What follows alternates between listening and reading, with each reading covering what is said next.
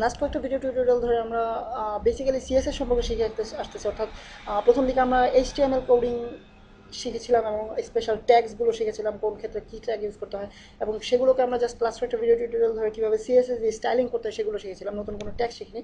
তো আজকে আমরা বেসিক্যালি নতুন একটা ট্যাগ সম্পর্কে শিখবো, অর্থাৎ এইচটিএমএল কোডিং শিখবো। অ্যাকচুয়ালি এইচটিএমএল কোডিং বলা যায়। সো এটা হচ্ছে ডিভ, ডিআইভি। এবং আপনারা জানেন যে ট্যাগ ক্রিয়েট করার সময় অবশ্যই আমাদেরকে ট্যাগের চিহ্নটা দিতে হবে, লেস দেন এবং গ্রেটার দেন চিহ্ন, ডিভ। সো ডিভটা বেসিক্যালি বক্স বলা যেতে পারে। আই মিন, আমরা এতদিন যেটা করে আসতেছিলাম সেটা হচ্ছে just paragraph, heading, I mean একটার পর আরেকটা লিখে যাওয়া, এবং সর্বোচ্চ যেটা আমরা শিখেছিলাম সেটা হচ্ছে টেবিলস। আই মিন টেবিলসের মাধ্যমে আমরা বক্স আকারে একটু অর্গানাইজভাবে করতে পারি, বাট ডিভ ব্যাপারটা আরও বেশি অর্গানাইজড এবং আরও বেশি অনেক অনেক বেশি চরম একটা জিনিস। ডিভের মাধ্যমে আমরা যেটা করতে পারি সেটা হচ্ছে আমরা আলাদা আলাদা সেকশন তৈরি করতে পারি ওয়েবসাইটের, আমাদের ওয়েব পেজে। অর্থাৎ এক পাশে থাকবে আমাদের একটা বক্সের মধ্যে শুধুমাত্র কন্টেন্টস, এক পাশে আমাদের বক্সের মধ্যে শুধুমাত্র ক্যাটাগরিজ, এক পাশে আমাদের বক্সের মধ্যে শুধুমাত্র পোস্টস, অথবা আমাদের এক পাশে সবার উপরে একটা বক্সের মধ্যে আমাদের হেডিংটা থাকবে।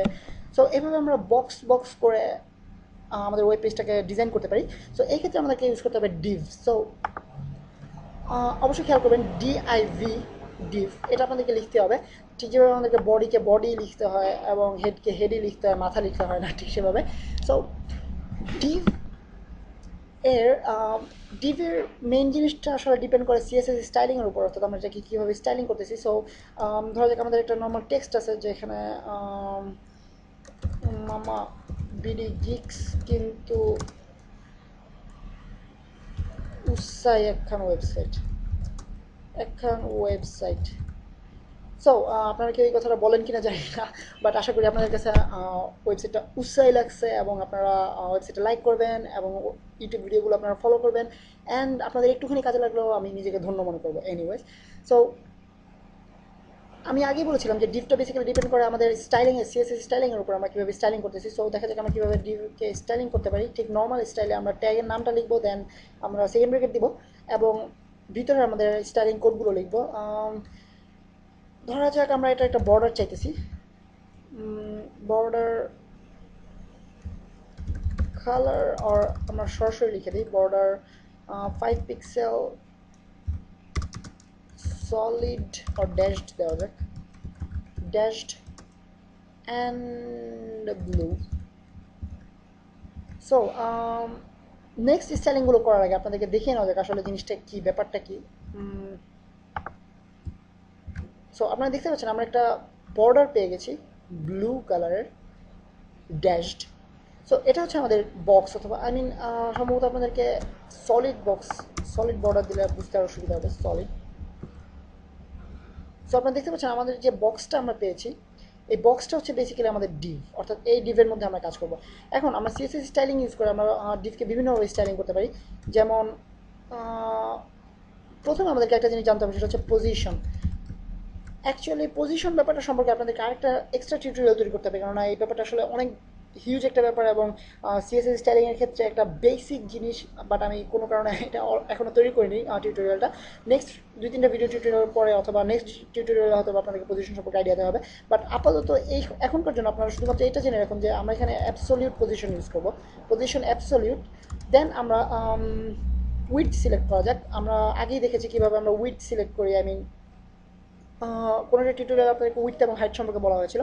সো আমরা ঠিক সেভাবে উইথ সিলেক্ট করবো। ধরা যাক আমরা চাইতেছি 500 পিক্সেল উইথের একটা বক্স। সো আপনারা দেখতে পাবেন এখানে আমাদের বক্সটা ছোট হয়ে গেছে এবং 500 পিক্সেলস হয়ে গেছে, দেখতে পাচ্ছেন এখানে 500 পিক্সেলস একটা বক্স পেয়েছি আমরা।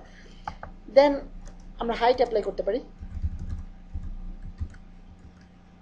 ধরা যাক হাইট দিতে চাচ্ছি আমরা 100 পিক্সেলস।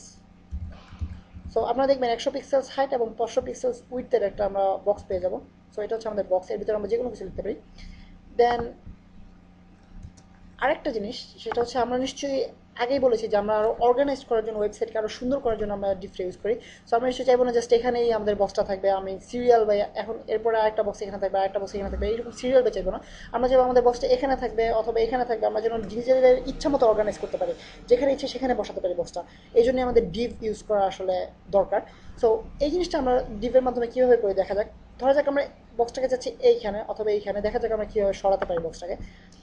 প্রথমে আমাদেরকে যে অ্যাট্রিবিউটটা ইউজ করতে হবে সেটা হচ্ছে টপ, অর্থাৎ আমরা উপর থেকে কতটুকু নিচে চাচ্ছি, কতটুকু নিচে চাচ্ছি বক্সটাকে, এটার উপর ডিপেন্ড করে। এখানে আমরা দুইভাবে আমাদের ভ্যালু ইউজ করতে পারি, একটা পার্সেন্টেজের মাধ্যমে এবং একটা হচ্ছে পিক্সেলসের মাধ্যমে। সো আমরা পিক্সেলসের মাধ্যমে ইউজ করে দেখি, 300 পিক্সেলস নিচে দেওয়া যাক।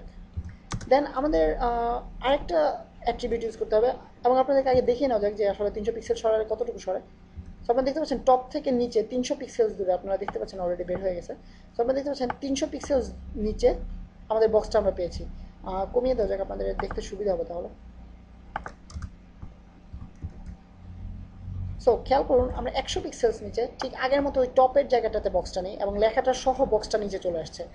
এবং আমরা এটাকে যদি এখান থেকে এখানে আনতে চাই, সেক্ষেত্রে আমাদেরকে কী করতে হবে, আরেকটা আলাদা প্রপার্টি ইউজ করতে হবে, সেটা হচ্ছে লেফট। লেফট নামের এই প্রপার্টিজ আমরা ঠিক করে দেবো ব্রাউজারের লেফট কর্নার থেকে কতটুকু দূরে থাকবে আমাদের বক্সটা।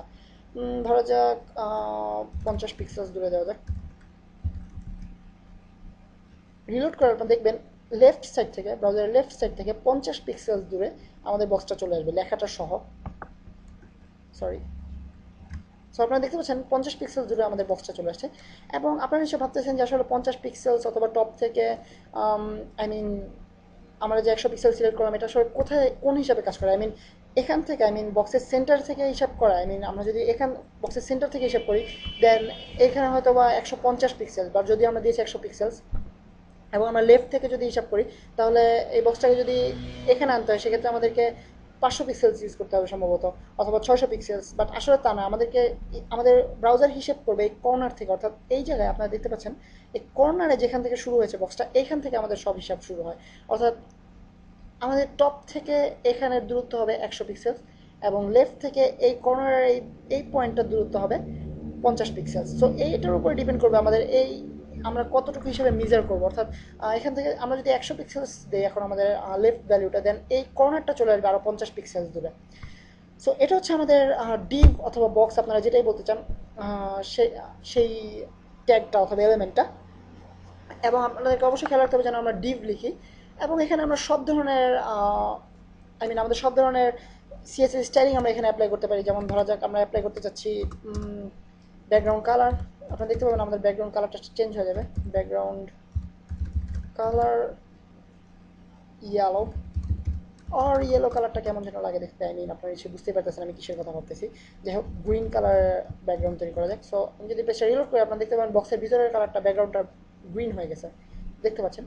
সো ডিভ বেসিক্যালি আজকে টিউটোরিয়ালের মতো আমরা শিখলাম ডিভ, এবং যেটা হচ্ছে অ্যাকচুয়ালি একটা বক্স টাইপের জিনিস, এবং এখানে আমরা সব ধরনের সিএসএস স্টাইলিং ইউজ করতে পারি, এবং ডিভকে আমরা কীভাবে সিএসএস স্টাইলিং দ্বারা আরও কুল করতে পারি, আরও স্পেসিফিক করতে পারি এবং অর্গানাইজ করতে পারি, সেটা আমরা আজকে শিখলাম। এবং নেক্সট টিউটোরিয়াল আপনার সাথে আবারও দেখা হবে, সেই পর্যন্ত আমি সাইন অফ করতেছি।